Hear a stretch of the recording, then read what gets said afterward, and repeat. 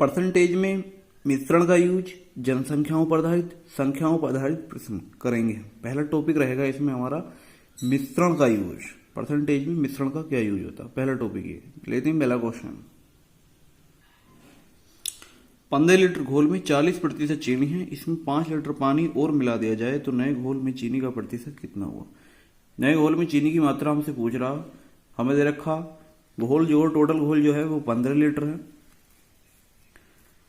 अब 15 लीटर में कह रहा हमसे कि उसमें 40% जो है वह चीनी है। 40% क्या है, चीनी है हमारा। जब 40% चीनी है तो हम निकालेंगे इसमें से चीनी की मात्रा। चीनी की जो मात्रा होगी 15, घोल कितना हमारा 15 लीटर। 15 लीटर में 40% हमारा चीनी है। 40/100, 0 से 0 कट गया, ये इससे 2 बार गया, ये 2 बार हो गया, ये 5 बार गया, 5 से 3 बार गया, हमारा आ गया 6। उसमें जो है चीनी की जो मात्रा है वो 6 लीटर है। 6 लीटर है हमारी।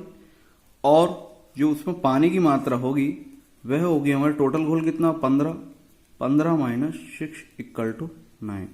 उसमें 9 लीटर जो होगा वह हमारा वाटर होगा, पानी होगा। 9 लीटर पानी है।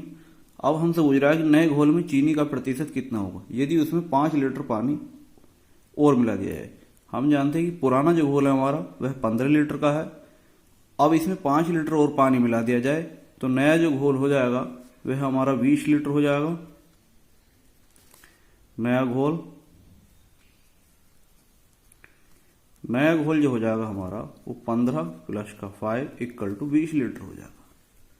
20 लीटर हो जाएगा हमारा नया घोल, 20 लीटर हो जाएगा। नए घोल में चीनी का प्रतिशत कितना होगा, तो नए घोल में जो चीनी का प्रतिशत होगा, चीनी का प्रतिशत यानी कि चीनी की मात्रा 6 बटा नया घोल 20 × 100, ये इससे 5 बार चला जाएगा। जब इसकी 5 और 6 की मल्टीप्लाई करेंगे तो 30। तो नए घोल में चीनी का जो प्रतिशत होगा वह 30% चीनी होगी नए घोल में। नेक्स्ट क्वेश्चन लेते हैं। बालू और लोहे के 10 kg मिश्रण में 20% लोहा है, उसमें कितनी बालू और मिलाई जाए कि लोहा 10% हो जाए। बालू की मात्रा बतानी हमको, इसमें कितनी बालू और मिल जाए कि लोहा जो हो जाए वह हमारा 10% हो जाए। टोटल मिश्रण दे रखा हमें 10 kg का। 10 kg में हमसे कह रहा है ये 20% लोहा है। लोहा जो है वह हमारा 20% है। टोटल मिश्रण कितना 10 kg का है। 10 में 20%, ये आ गया हमारा 2, यानी कि 2 kg जो है वो हमारा लोहा है। जब 2 kg लोहा है तो जो बालू होगी हमारी वो होगी हमारी 10 - 2 = 8, यानी कि 8 kg हमारी क्या होगी, बालू होगी। अब हमसे कह रहा है कि उसमें कितनी बालू और मिलाई जाए कि लोहा 10% हो जाए। बालू की मात्रा आई हमारी 8। हमने कहा कि उसमें से 8 में x% बालू और मिला देंगे हम। और लोहे की मात्रा कितनी है हमारी 2 है, जिससे कि जो लोहे की मात्रा हो जाए वो 10% हो जाए। लोहे की मात्रा कितनी हो जाए हमारी, जब 10% हो जाए तो 10 हमारी लोहे की मात्रा होगी, तो उसमें 90% जो मात्रा होगी वो बालू की मात्रा होगी। 90% जो मात्रा होगी वो बालू की मात्रा होगी।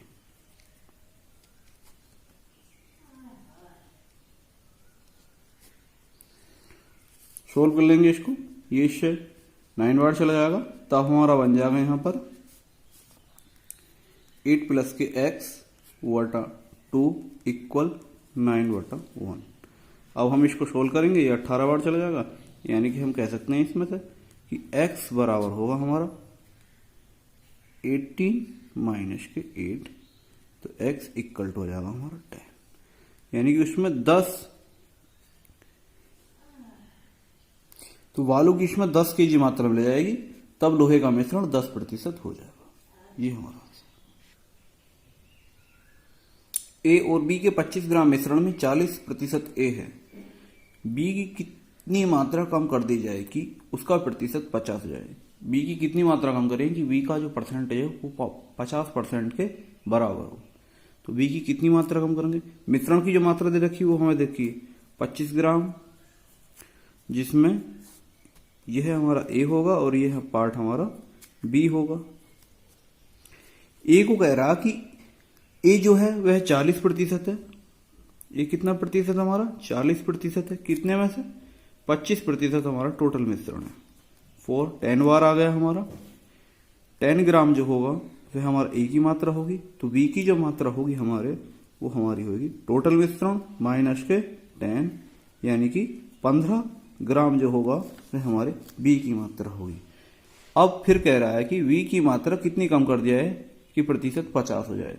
मान लिया हमने कि बी की जो मात्रा है वह 15 में से, बी की मात्रा हमने 15 में से x कम कर दें कि उसका जो प्रतिशत है वह 50 हो जाए, यानी कि वह 50 हो जाए।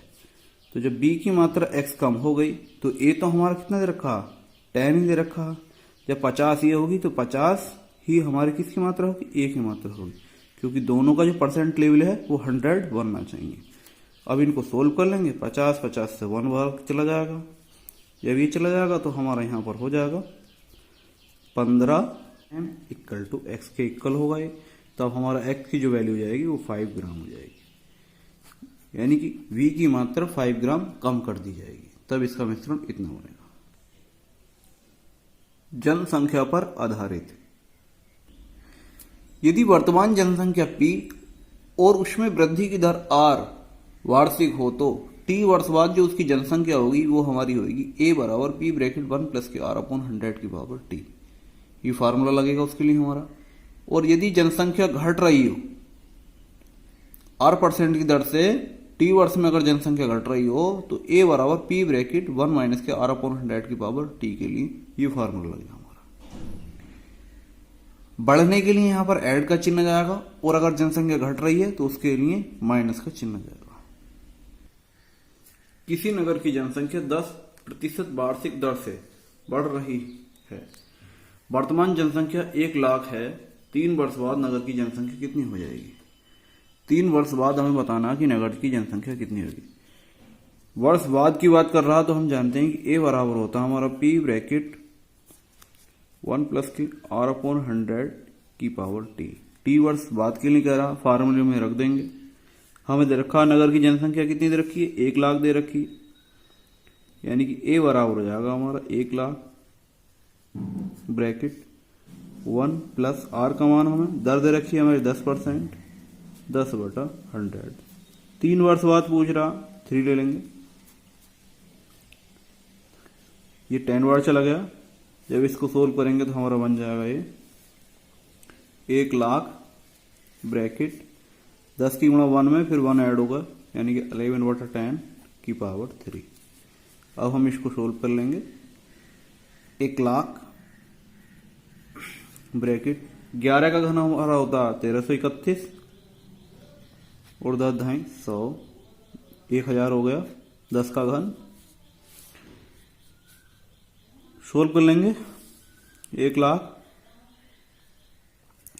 गुणा 1331 बटा 1000। 30 से 30 कट हो जाएंगे हमारी जो जनसंख्या जाएगी वो जाएगी हमारी 1331,00। तो 3 वर्ष बाद जो नगर की जनसंख्या होगी वह हमारी इतनी होगी। अगला क्वेश्चन, अगर हमसे ये कहता कि 10% वार्षिक दर से घट रही है, अगर घट रही के लिए बोलता तो यहां पर प्लस की जगह माइनस का चिन्ह आया था और क्वेश्चन को सोल्व कर देते। नेक्स्ट क्वेश्चन में कह रहा हमसे कि एक कस्बे की जनसंख्या पहले वर्ष 5% घटी, दूसरे वर्ष 8% बढ़ी, तीसरे वर्ष 10% घटी। यदि 3 वर्ष पहले वहां की जनसंख्या 5 लाख थी तो कस्बे की वर्तमान जनसंख्या क्या होगी? कस्बे की जो वर्तमान जनसंख्या होगी वहां की जो पहले की 3 वर्ष पहले की जो जनसंख्या थी वह हमारी कितनी थी? 5 लाख थी। 5 लाख। प्रथम वर्ष 5% घटी, यानी कि 100 माइनस के 5 बटा 100 इंटू, फिर कह रहा कि दूसरे वर्ष 8% बढ़ी, 100 प्लस के 8 अपॉन 100 इंटू, तीसरे वर्ष 10% घटी, 100 माइनस के 10 अपॉन 100। सोल्व कर लेंगे। 5 लाख इंटू 95 बटा 100 इंटू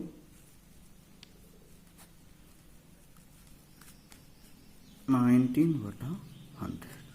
अब इसको हम सोल्व कर लेंगे। 2 जीरो कट हो गए, 2 जीरो से 2 जीरो कट हो गए, 1 जीरो से 1 कट हो गया और 1 जीरो से 1 कट हो गया। अब बचा हमारा 595 इंटू 108 इंटू 9। जब हम इसको सोल्व करेंगे तो हमारा बनेगा 46170। तो 3 वर्ष बाद नगर की जो वर्तमान जनसंख्या होगी वह हमारी इतनी होगी। अब संख्याओं पर आधारित प्रश्न लेंगे हम। एक संख्या का 13% उसी संख्या के 5% से 16 ज्यादा है, तब वह संख्या क्या होगी। मान लिया हमने कि वह संख्या हमारी x होगी, तब हम कह सकते हैं कि अब उस संख्या का 13% यानी कि x का 13% यानी कि x इंटू 13/100। 13% संख्या के 5% से 16 ज्यादा है। 5% कौन संख्या होगा, x का होगा। x का 5% से कितना ज्यादा है, माइनस के कितना ज्यादा है, 16 ज्यादा है। तो हम सोल्व कर लेंगे। ये हो जाएगा हमारा 13x माइनस के 5x, हमारा जो एलसीएम हो जाएगा वो हो जाएगा हमारा 100 इक्वल टू 16। कितना बचे हमारा 8x अपॉन 100 इक्वल टू 16। इससे 2 बार चला जाएगा। x बराबर जो हमारी वैल्यू हो जाएगी वो आ जाएगी हमारी 200। तो वह संख्या हमारी जो होगी वह हमारी 200 होगी। किसी संख्या का 4/5 भाग उस संख्या के 65% से 60 अधिक है, तब वह संख्या क्या होगी। मान लिया हमने कि वह संख्या हमारी x होगी। अब इसमें कह रहा कि x का, मान लिया वह संख्या हमारी x होगी, x का 4/5 भाग, x का 4/5 भाग उसके 65%, यानी कि 65% किसके, x के, x गुणा 65/100, 65% से कितना ज्यादा है, 60 अधिक है। तो यहां पर माइनस के कितना ज्यादा है, 60 अधिक है। अब हम इसको सोल्व कर लेंगे। सोल्व कर लेंगे तो हमारा एलसीएम बन गया यहाँ पर 20, हमारे यहाँ पर 20 एलसीएम हो गया और यहाँ पर हमारा आ गया 16x माइनस के 13x इक्वल टू 60। तब यहाँ पर बन जाएगा हमारा 3x माइनस के 20 इक्वल टू 60। ये इससे 2 बार चला जाएगा। यहाँ पर जो हमारा आंसर आ जाएगा वो हो जाएगा 400। हमारा यहाँ पर आंसर आ जाएगा x इक्वल टू 400। तो वह संख्या जो होगी वो हमारी 400 होगी। नेक्स्ट क्वेश्चन लेते हैं। यदि किसी संख्या को उसके 25% से गुणा करने पर मिलने वाली संख्या उस संख्या से 200% अधिक हो तो वह संख्या क्या है। मान लिया हमने कि वह जो संख्या होगी वह हमारी x होगी। अब x में कह रहा है यदि किसी संख्या यानी कि x को उसके 25%, उसके 25% का मतलब ये हो गया इंटू x के 25%, x बटा 100, x के 25%, x गुणा 25/100 गुणा करने पर मिलने वाली संख्या उस संख्या से 200% अधिक है। मिलने वाली संख्या का मतलब हमारा x से कितनी अधिक है, 200% अधिक है। प्लस अधिक के लिए प्लस x से कितनी अधिक है, x इंटू 200% अधिक है, यानी कि 200/100। अब हम इसको सोल्व कर लेंगे। ये हो जाएगा हमारा x इंटू x स्क्वायर, ये फॉरवर्ड चला गया, 25/100 बचा हमारा यहाँ पर इक्वल टू एलसीएम ले लेंगे। एलसीएम कितना आ गया हमारा 100 आ गया। यहां पर कितना होगा 100x प्लस के 200x। तो अब यहां पर हो जाएगा हमारा एक्स स्क्वायर 25/100 इक्वल हो जाएगा ये 300x हो जाएगा ऐड होने के बाद 300x बटा 100। इस 100 से ये 100 का कैंसिल हो जाएगा।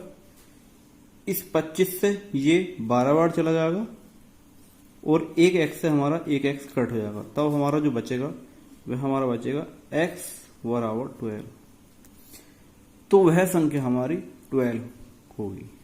ये हमारा आंसर। यदि एक संख्या 10% कम कर दी जाए तो वह 54 हो जाती है। उसे 72 करने के लिए उसमें कितने प्रतिशत की वृद्धि करनी पड़ेगी। मान लिया कि हमारे पास संख्या जो है वह x है। अब वह कह रहा है कि 10% कमी कर दी जाने पर 10% कमी कर देंगे यानी 100 में से हम 10 निकाल देंगे तो हमारे पास बचेगा 19 यानी पर वह 54 हो जाती है। वह कितनी हो जाती है 54 हो जाती है। 54 × 100। अब हम इसको सोल्व कर लेंगे।